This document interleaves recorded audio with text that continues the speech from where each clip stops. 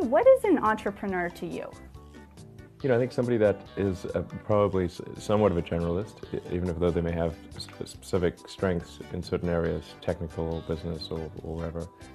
And generalist, you mean just kind of like see the bigger picture? Certainly see the bigger picture, but I mean in terms of skills.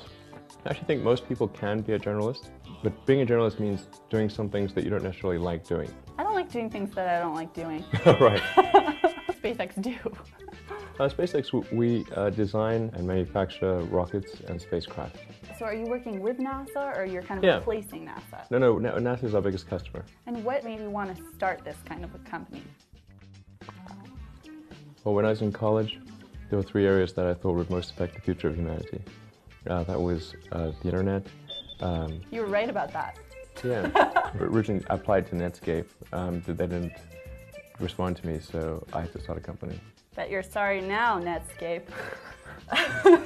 The transition to a sustainable energy economy. Okay. And the third was space exploration, in particular the extension of life beyond Earth. What do you personally think is out there that we can find by, launching rockets into space? Well, I think there's a lot that we can find. Aliens? Unlikely in our solar system. It's possible. Maybe some pink ones.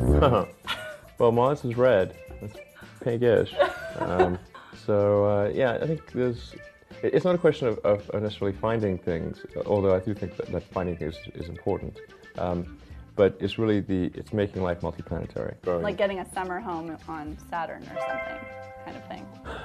It's really about backing up the biosphere. I think we need to take precautionary measures to ensure that life continues, at least life as we know it. And the right way to do that is to back up the biosphere to another planet. Now, well, tell me about the first launch. The Falcon 1, was that the first one? Falcon 1 is our small rocket, and that was kind of our test article. Okay. We got to orbit last year with Falcon 1. Okay. And then Falcon 9 is a much bigger rocket. What happened to all the Falcons in the middle? Well, the number refers to the number of engines. Oh, okay. So Falcon 9 is nine engines on the base. Yeah. Okay. So how does it work when it takes off? Like, what makes it go? Actually, it expels high velocity gas from the... Here, you can use this to demonstrate. Sure. Well, it makes use of Newton's third law. Okay. Is that gravity? No. That's... for every action, there's an equal and opposite reaction. Oh, right. Okay. When you shoot gas out at the end, it pushes the rocket in the opposite direction. Okay. Conservation of momentum, basically. Okay, so you're shooting gas, and then it takes off. Yeah. Look at that. Because the coolest thing about the rockets that you guys are making. The coolest thing about our rockets is that they have the potential to be a massive cost improvement in space transportation. Oh, so it's like cheap transport to space. The only way to get to an order of magnitude or beyond in terms of improvement is to make it reusable. So right now, so make reusable, recyclable rockets. Reusable, well, just like any mode of transport, cars, planes.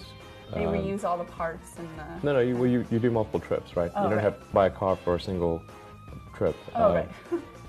If a 747 can only be used for one flight, okay, it will be a very expensive flight. Well, hey, do you wanna launch it one more time for us? 3, 2, 1.